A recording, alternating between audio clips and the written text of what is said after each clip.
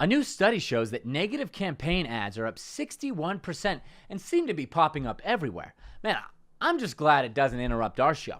Chris Wineland is bad for America.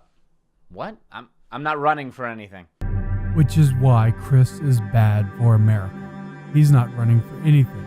He's not even running. He says he's been losing weight, but nobody has seen a difference. Oh, okay. I get it. It's a negative campaign ad. It's pretty negative. Good job. He has a treadmill and tells people that he works out, but Chris hasn't gone to the gym in 2 months. What? Okay. All right. I had a busy 2 months. He spent the last 2 months laying on the couch binge-watching Gilmore Girls. How did you even know that? You borrow my Netflix account. Oh, yeah.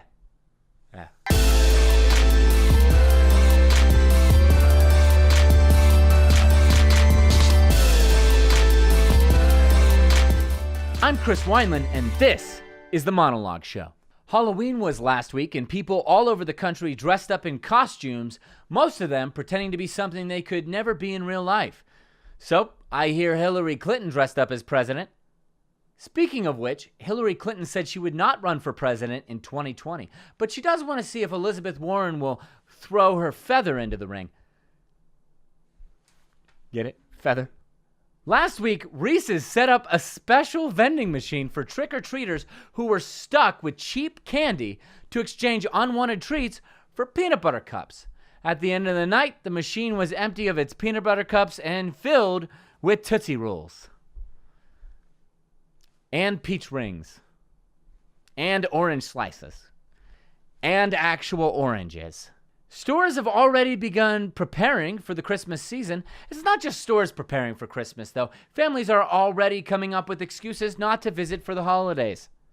The midterm elections are tomorrow, where people who vote will get an I voted today sticker, which marks tomorrow as the only day it's okay for adults to wear stickers. I'm allowed to do this today. This is my day. It's all of our days. We can wear the stickers. And it's officially No Shave November, where men let their facial hair grow out for the winter and women let their leg hair grow out for the winter secretly. The president visited Pittsburgh after the massacre at the Tree of Life Synagogue to pay his respects. Now, some residents opposed his visit, saying that the only Jewish ceremony they wanted the president to participate in was his own circumcision.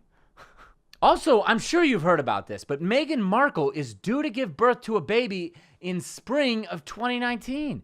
And she already has a cute nickname for the child, Marital Insurance. NBC fired Megyn Kelly because she said blackface is okay.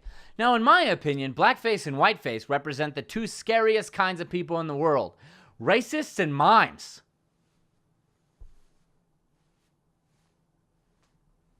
You're freaking me out. I don't want to be in a box. So this was the worst box I've ever made. I'm not a mime, okay? Don't judge me with the same judgment you would give a mime. Mimes should be in prison. Okay, they are. They're in their own prison. Nevertheless, this is the millionth celebrity to be fired this year for something they said. In fact, I hear that they're going to give the First Amendment its own slogan. The First Amendment, the freedom of speech, as long as it's not offensive. To be honest, I've been pretty frustrated about this subject, so much so that I had to talk about it in a new segment called Wake Up, America! Wake up, America!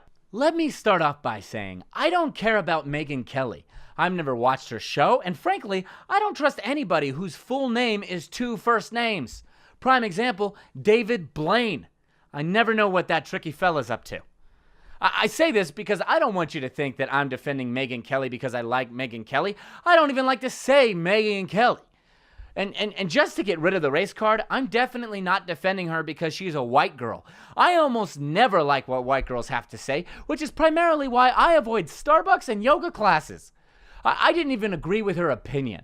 But with that being said, wake up, America! The First Amendment gives everyone the freedom of speech, not just the annoying people who pretend to be culturally sensitive, even though they've never ventured outside of their own culture. This freedom goes to everyone. Someone can get up on the stage and tell me that Burger King is amazing. I know their opinion is as wrong as their crusty chicken nuggets, but they still have the right to say it. Wake up, America! I get it as well, okay? You can say that it's a company, not the country, who fired her. In fact, Disney has been doing more firing than NBC, such as canning James Gunn and Roseanne Barr. They fired so many people, I'm convinced that they just needed to lay people off and didn't want to admit it. Like, hey guys, we really need to do layoffs. You know what? It's 2018. Let's just wait for someone to say something stupid, and we'll abandon them like we've been abandoning morals. Wake up, America! Here's the thing. A company like ABC or NBC fires someone because they think the American people won't want to watch them anymore. And if that's where this country is, then we're in a lot of trouble. Wake up, America! If you excommunicate somebody anytime you disagree with them, then you're never gonna listen to someone when they're the one who's right and you're the one who's wrong. And yes, sometimes you can be wrong. It's the arguing of different opinions that help people get on the right track, not ignoring of it. Wake up, America! When your kids are bad, you tell them that they're bad. But going with today's standards, it could be considered hate speech. Let's imagine this.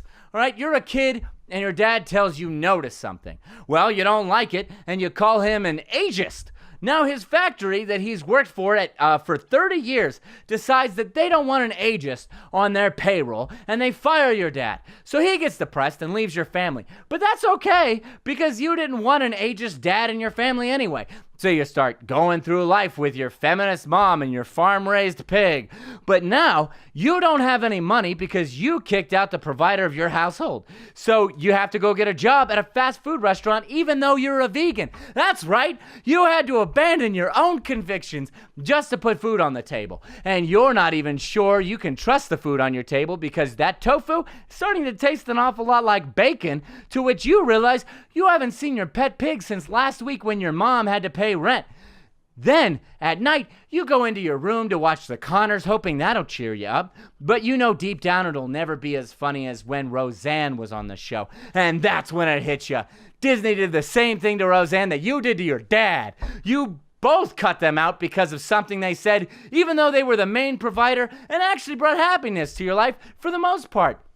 Then you realize that NBC's doing the same thing to Megyn Kelly, and you immediately want to change your opinion because you realize that this hatred of hate speech is actually hatred of the First Amendment, and if the country keeps going in this direction, then every TV show and movie will be as dull as the most of the candidates running for office. And then television programming is no more free than the programming that North Korean citizens get to watch, which is supposedly filled with episodes of NCIS, and nobody wants to watch NCIS anymore, not even liberals.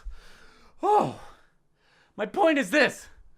Think about what you're doing when you cut off someone's freedom of speech, because you also cut off people's ideas.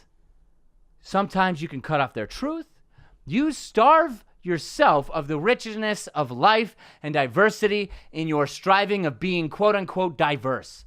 In the words of our founding father, one of our founding fathers, George Washington, if freedom of speech is taken away, then dumb and silent we may be led like sheep to the slaughter, and boy, are we getting dumb. Oh, and one more thing. Don't think I didn't notice that right after Megyn Kelly made her statement in favor of blackface, Al Roker replaced her, dressed as Doc Brown from Back to the Future, who is white.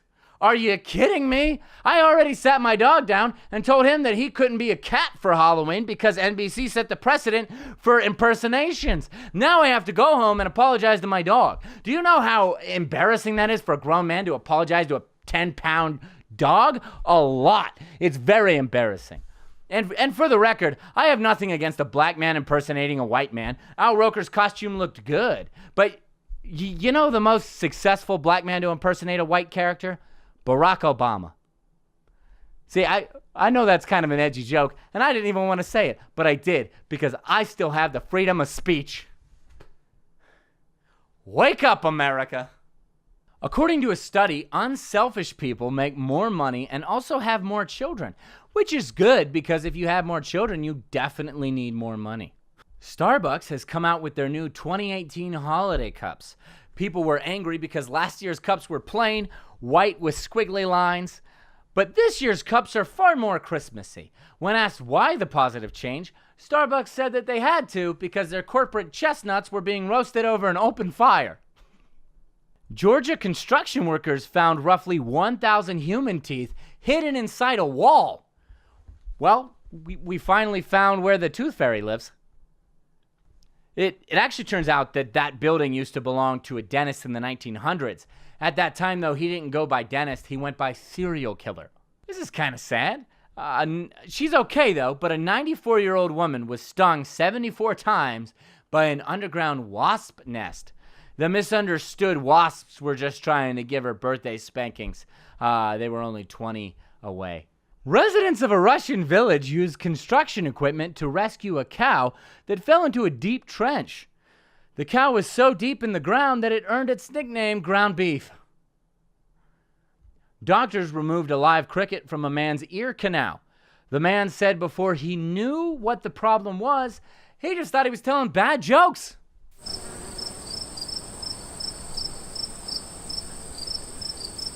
Hundreds of Oregon witches paddled down the Willamette River in Portland. And no, when I say witches, I don't mean feminists. A Florida man kicked a bear to rescue a small dog. At least that's what the autopsy report says.